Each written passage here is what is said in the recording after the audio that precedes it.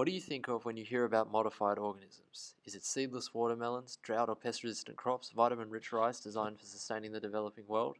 What about glow-in-the-dark animals such as zebrafish or frogs? In recent years, even growing meat directly from cells, making cheaper insulin, and altering the genome of living humans is moving from theory into practice.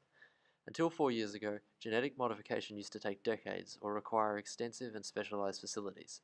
However, I believe this is rapidly set to change with the advent of CRISPR.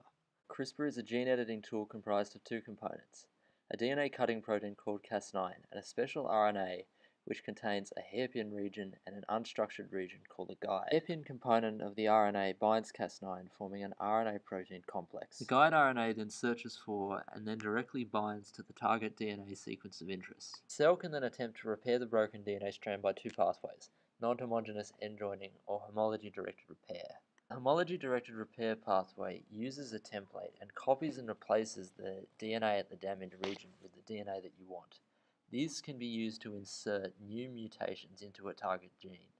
The non-homogeneous end joining pathway, however, inserts small numbers of nucleotides into the break, which results in a frameshift mutation which knocks out your target gene.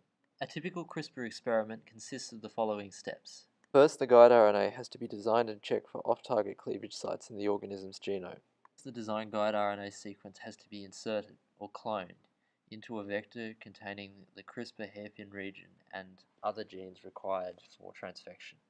Correct insertion of the guide RNA into the vector can be verified by digesting the vector using an enzyme and visualizing the fragments on an agarose gel. The vector must then be uptaken by the target cells. The physiological changes this causes in the cells is termed transformation. Transformants are then isolated based on their ability to grow in antibiotic-enriched agar media. The reason why only successful transformants grow on this media is due to the presence of an antibiotic resistance gene encoded upon the vector you use to transform with.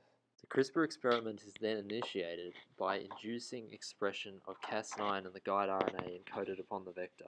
Cells which have been successfully edited should then be selected and isolated. The presence of the correct mutation within each cell should then be verified using DNA sequencing.